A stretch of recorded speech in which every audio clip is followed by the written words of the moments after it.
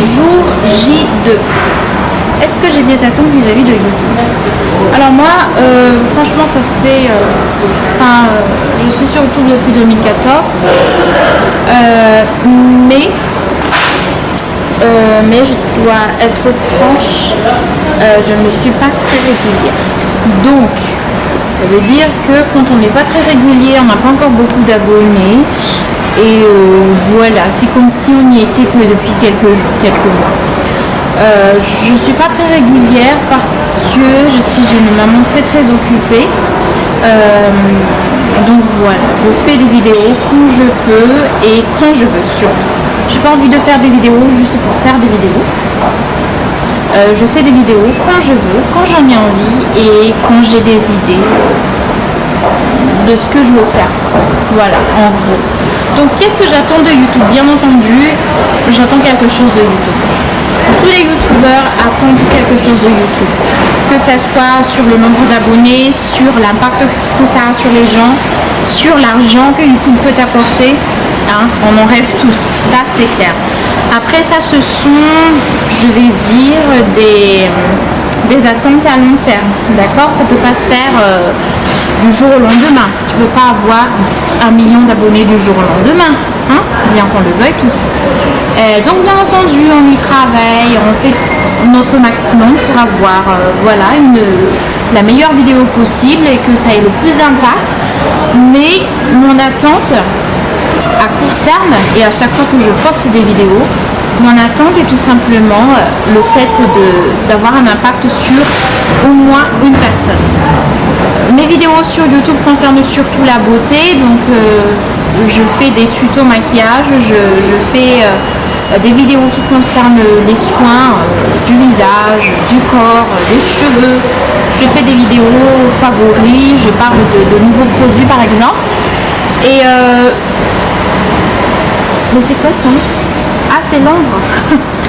Et donc j'attends à ce que mes vidéos quand même atteignent le maximum de personnes qui s'intéressent justement au thème que j'aurai abordé. Donc si je parle de soins du visage, si je parle de millefeuille ou de l'aérine, donc j'attends quand même à ce que une ou deux filles minimum aient eu une certaine inspiration et que ça l'aurait eu envie de mieux s'occuper de son visage, quoi, de mieux s'occuper de ses cheveux par exemple. Voilà, donc moi ça c'est mes attentes à court terme. À long terme, on a tous de grands rêves hein, quand on est sur YouTube. Voilà pour cette vidéo. Et donc je continue directement avec jour J3. Donc là je m'assois, je suis au centre commercial, je m'assois parce que j'attends à ce que ma fille s'endorme. Donc jour J3, technique, avec quoi je filme? Donc moi je filme avec un Canon EOS 70D, donc normalement je sais c'est pas un caméra qu'on emmène pour vlogger. Pourquoi? Parce que tout simplement c'est super lourd. Donc raison de plus pourquoi je m'assois, parce que normalement un vlog hein, donc tu te promènes, voilà blablabla. Mais là je dois vraiment m'asseoir parce que je peux pas me promener avec, j'ai mal à la main. Donc je filme avec EOS 70D et après je monte mes vidéos avec iMovie de Mac, bien entendu. Voilà. Et on passe directement à jour J4. Alors, jour J4, multilingue. Quelle langue tu rêverais de savoir parler? So in this video I'm gonna talk English because in my channel I'm having French videos as well as English videos. I don't know what I'm gonna talk about, but well, I'm gonna have this in English. Maybe I'm gonna talk about my language skills. So I'm from Madagascar, so I speak Malagasy. In Madagascar, most of people are speaking French because we have been a French colony for a long time, and we all do speak French there. Yeah. So English is not the second language. Maybe it can be the third language. Yeah, it can be the third language, not the second. But I've learned English at school and then at the university I still studied English. We have like 2 hours English a week, I think, but it wasn't enough. Like, I couldn't really speak fluently, and I couldn't really understand if I'm watching movies in English or something like that. But later on, I really had to get into English because I was planning to go to Norway to pursue my study. So I went taking some night courses in English so that my English will be improved, and so that I will pass the exam, so that I can study here in Norway, because there is a minimum English skills that you have to have if you want to study here in Norway. When I left Madagascar, my English was so, you know, I could understand and I could have like basic conversation, but as there were still a lot of words that I wouldn't understand at all. My first year here, I was a training. It was all about wastewater management, so my English was enough for that. Then the second year, I wanted to enter into a master program at the university.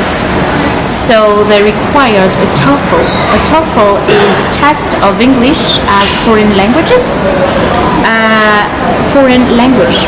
So I had to prepare this exam.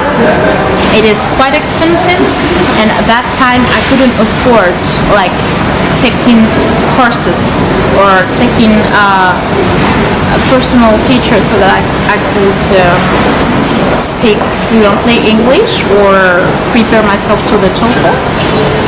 So I just took some books at the library and took some course on the internet, and then I just tried my best and I did it alone, and I had to go 8 hours by train to take the exam, and I got it. So I was pretty happy, and of course I got also my master program, so I get into the university for a master program in biochemistry. And right now I am learning Norwegian, because if you want to stay in Norway, if you want to have a good job, mainly after you graduated, you have to master the language that they are talking, and they are speaking Norwegian. So now I'm learning Norwegian. I've passed my first exam, which was B1.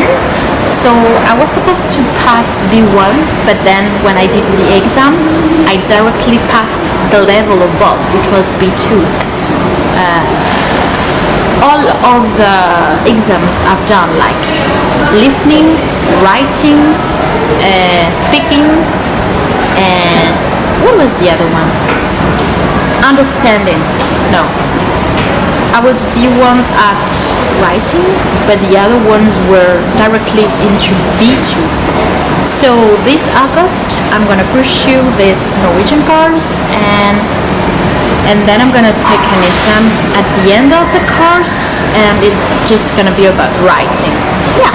So I really hope I will master this language, because it's not an easy one, but you know, like all the languages, you just have to practice, and then you will master it sooner or later. Yeah, that was it, guys. So thank you for watching this video, and talk to you soon.